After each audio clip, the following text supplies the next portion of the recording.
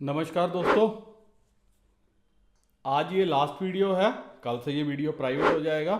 तो मेरे व्यास दोस्त जो देखना चाहते हैं वो जो है सब्सक्रिप्शन मोड में इसको देख सकते हैं।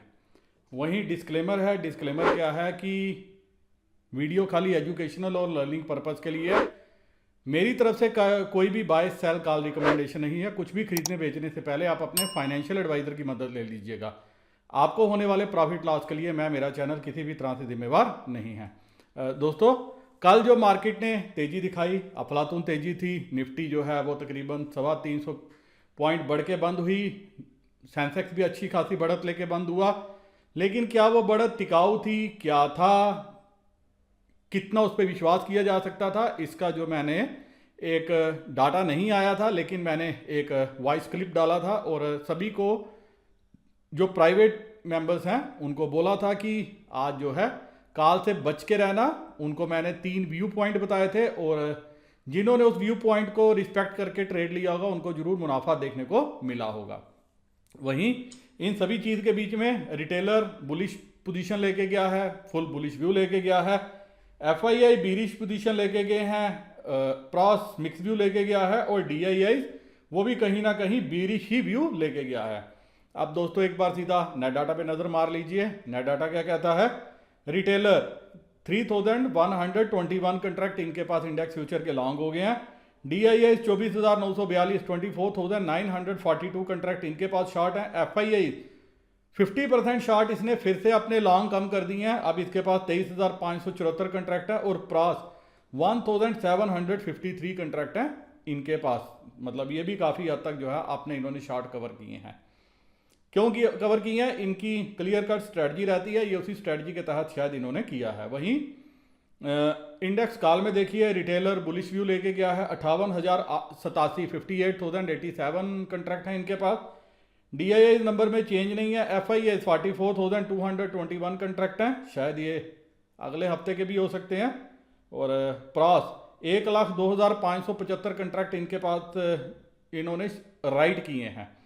तो मैं ये समझ के चल सकता हूँ कि शायद एफआईआई जो होल्ड कर रहा है ये मंथली कॉल्स भी हो सकती हैं, क्योंकि 30-40 हज़ार कंट्रैक्ट उनके पास हमेशा रहते हैं।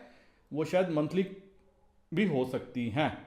वहीं पुट साइड में 1,43,368 1,43,368 कंट्रैक्ट पुट काफ़ी अच्छी क्वांटिटी में रिटेलर ने बेची है और मैक्सिमम पुट जो है वो एफआईआई के पास है 1,54,728 कंट्रैक्ट।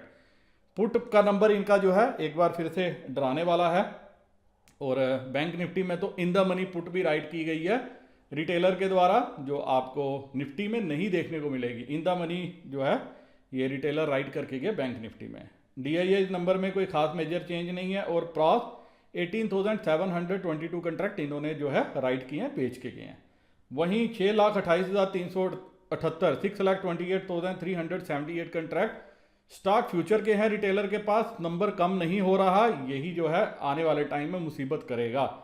और जिन दोस्तों को लग रहा है कि अप्रैल महीना काफ़ी बुलिश जाएगा तो अप्रैल कहीं कुछ बड़ा मूव ना दिखा दे। डीआईआई 8,43,000 कंट्रैक्ट हैं जो इन्होंने राइट किए हैं। एफआईआई इन्होंने भी स्टॉक फ्यूचर से थोड़ा सा अपना पल्ला झाड़ा है। अब इनके पास 1,27,296 कंट्रैक्ट हैं और प्रॉस 87,329 कंट्रैक्ट जो है इनके पास हैं। अब सीधा दोस्तों चलते हैं डाटा के ऊपर और देखने की कोशिश करते हैं कि डाटा जो है कल क्या सजेस्ट कर रहा है कि एक्सपायरी कैसे क्या हो सकती है। वही दोस्तों आप देख सकते हो कि अभी तो यूएस मार्केट जो है ऊपर कामकाज कर रही है, लेकिन यूरोपियन मार्केट नीचे है और हमारी एसजीएक्स निफ्टी भी ऊपर ही है, ऊपर ही कामकाज कर रही है। अब आज कैश मार्केट में क्या हुआ उस पर भी एक बार नज़र मारिए। एफआईआई ने अच्छी खासी बिकवाली की है 1685 1685 करोड़ की और डीआईआई ने बाइंग की है 2081 करोड़ की 2081 करोड़ की। तो तकरीबन डीआईआई ने 400 करोड़ की एक्स्ट्रा बाइंग की है। और अब मार्केट क्या कल कामकाज कर सकती है, ऑप्शन चेन से हम डायरेक्शन देखने की कोशिश करते हैं। अब दोस्तों बैंक निफ्टी की क्लोजिंग हुई है 33,303 के लेवल पे। तो मैं सीधा चलूँगा 33,300 पे, वहाँ पे देखने की कोशिश करते हैं कि क्या हुआ है। आप ये देखिए कि ये जितनी पुट है, ये जहाँ जहाँ तक आपको नज़र आ रही है, ये सारी पुट जो है वो रिटेलर राइट करके गया है। 33,300 से लेके 32,000 जहाँ तक भी नज़र आ रही है, 8-8 रुपये की भी पुट वो राइट करके गया है, आप देख सकते हैं। तो ये वाला तो शायद उसको मुनाफा देखने को मिल जाए। उसके बाद एक बार नज़र मारते हैं 33,300 के ऊपर भी क्या है, लेकिन 33,300 के ऊपर जो है यहाँ अनवाइंडिंग है। तो मतलब उसने यहाँ से उठाया अपना माल और माल उसने कहीं ना कहीं नीचे शिफ्ट कर दिया इस तरफ को। यही हाल उसने जो है वहाँ पे भी किया, और कल का डाटा नहीं था तो इस वजह से ज़्यादा डायरेक्शन समझ में नहीं आ रही कि ये किसकी अनवाइंडिंग हो सकती है। अगर कल किसके पास पुट थी, कल कौन लेके गया था, क्या कल जो इतनी तेज़ी दिखाई गई, तेज़ी में हमारे बड़े प्लेयर पुट कैरी करके गए या उन्होंने प्रॉफिट बांधा है, उस चीज़ पे अभी थोड़ा सा जो है सिचुएशन डाइसी है। तो मैं आज के डाटा को अगर इंटरप्रेट करने की कोशिश करूं, गैप अप मिलता है तो हमें क्या है, एक बार डाटा पे नज़र रखते हुए जो है पुट में बैठना चाहिए। आप देखिए 33,300 मार्केट फ्यूचर में कहीं 33,500 पे क्लोजिंग दी है, लेकिन यहाँ पे भी जो है इन द मनी राइटिंग हुई है यहाँ सारी जगह। इवन 33,000 पे भी देखो कि यहाँ पे भी इन द मनी राइटिंग जो है वो हमारे रिटेलर करके गए, क्योंकि पुट उन्होंने सारी बेची है। लेकिन अगर मैं रेजिस्टेंस देखूं तो पहला 33,000 का लेवल है, फिर कहीं ना कहीं 32,500 ये थोड़ा सा लेवल है। 33,000 पे ही जो है, सॉरी 33,000 पे ही क्या ये सपोर्ट का काम कर सकता है, ये थोड़ा सा अभी डिफ़िकल्ट है कहना। रीज़न बीइंग दैट कि नंबर बहुत अच्छा है और हमारे जो है FII जो है पुट कैरी करके गए हैं।